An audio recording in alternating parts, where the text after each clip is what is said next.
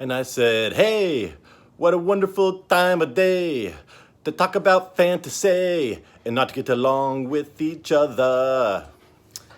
Hey, foosballers, this is Tyler, the Waiver King Ward.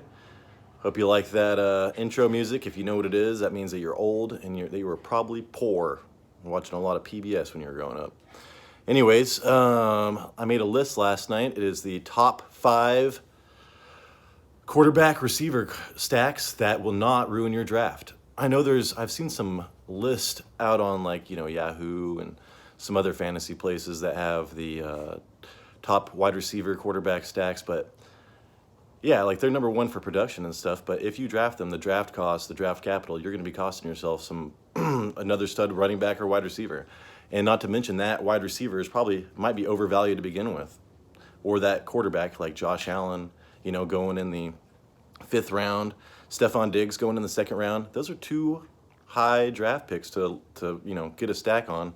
When you can be getting somebody else, you can get Diggs and something else, and wait on a quarterback and try to get another stack later. Anyways, let's start. Number 5.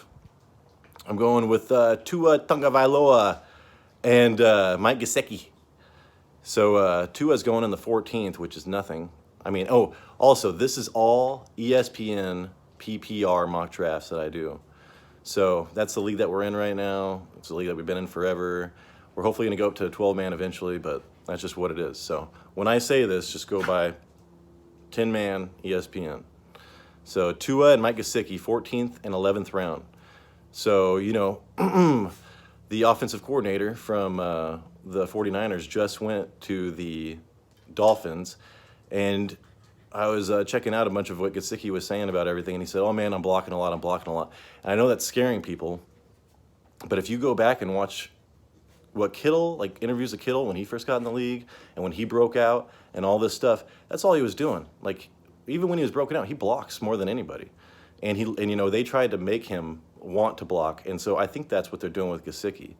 And so they've got 2 threats, the fastest people in the league, Waddle and Hill, and then they're going to have Mike Gesicki in the middle. So I think that you can get some good production from those 2. Surprising, maybe. And they're going to outperform their ADPs, which is a big deal. So, number 4, Jalen Hurts, Dallas Goedert. They got a touchdown in the preseason, if you saw it.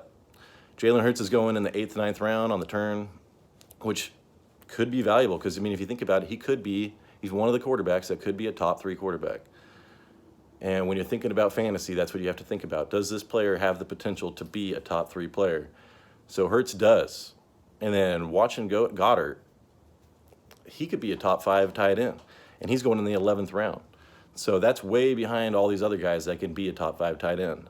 So there are 2 values right there. That's why I think that that's a good stack.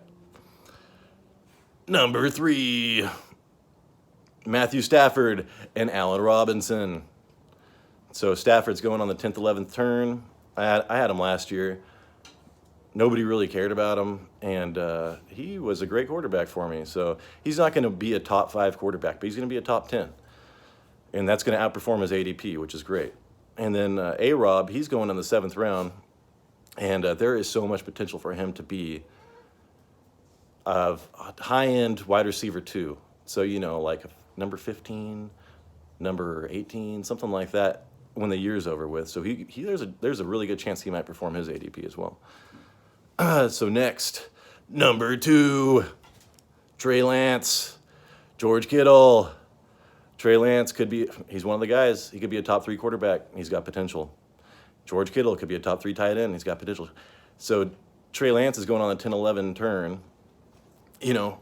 behind guys like Russell Wilson and everything, which is great. I really like Russell Wilson as well. But he could run and he could pass, and he could be number 1 at the end of the year for going on the 10th, 11th round. I know that's terrible, but still. And then George Kittle, he's gonna be a top 5 tight end, and he's going in the 7th. He's getting drafted as like a top 5 tight end anyways, but he could be top 2 by the end of the year. And rookies like tight ends, so I know he's not a rookie, but it's his first year starting. Trey Lance. Number 1, Trevor Lawrence. And Evan Engram. Don't laugh about Evan Engram. He caught a touchdown. in preseason game 1 from him. So, and if you heard all the reports from training camp, they have a good connection. So you can get Trevor Lawrence, man, in the 14th. And there is potential for him to be top 5. I don't care what people say, man. He's going to run it, and he's going to throw it, and he's got Doug Peterson. And if you remember Nick Foles and Carson Wentz, when Doug Peterson was there, they produced. And also who produced was Zach Ertz back then. So we're looking at Evan Engram maybe being a Zach Ertz, more athletic Zach Ertz. So he's got potential to be a top 5 tight end, and he's going in the 18th round. So these two dudes, we're in the 14th and 18th. You could literally wait on wide receivers. I mean, you probably want to get another quarterback, just cover yourself. And probably another tight end, maybe. You could pick one off waivers later or something. But that could win you the league, man. Like, if those guys hit, that would win you the league. You'd have so many good players, plus your tight end and your quarterback. Man, that's crazy. Anyways, so some of the obvious ones that other people are talking about that could ruin your draft. I already talked about Josh Allen, Stephon Diggs, 5th and 2nd round. I like Diggs. I'd get him in the 2nd round, but I'm not in on Allen in the 5th. Mahomes and Kelsey. I'm not in on Kelsey in the 3rd round because he's so old. I mean, I'm older than him, but still. And then Mahomes is going in the 5th, and you don't know. He's getting drafted on what he did last year, and the team is not as good as it was last year, so that's hard for me to do. Dak Prescott, 9th round. CeeDee Lamb, 2nd. There's a lot of question marks around both those guys right now, and that's a lot of draft capital for both. And then my last one is Lamar Jackson and Mark Andrews. Mark Andrews in the 2nd, which I like Mark Andrews a lot, but the Ravens passed, like 25% more than they historically have last year, something like that. Stop. My dogs are tearing up boxes in here. I'm going to walk and stop. Stop it. But yeah, so anyways, those are my picks. If you get some of those top 5 stacks, you have a chance to win your league, and try to avoid those bad ones that everybody's pushing real hard. So anyways, this is Tyler the Waiver King Ward with Fantasy Foosballers. Don't forget to like and subscribe, because this is becoming all the time, and it's good information. And we're going to get our technology going, and we're going to be broadcasting with my partner, Jason, the lucky bastard. Anyways, hope you guys have a good day, and I'll talk to you later.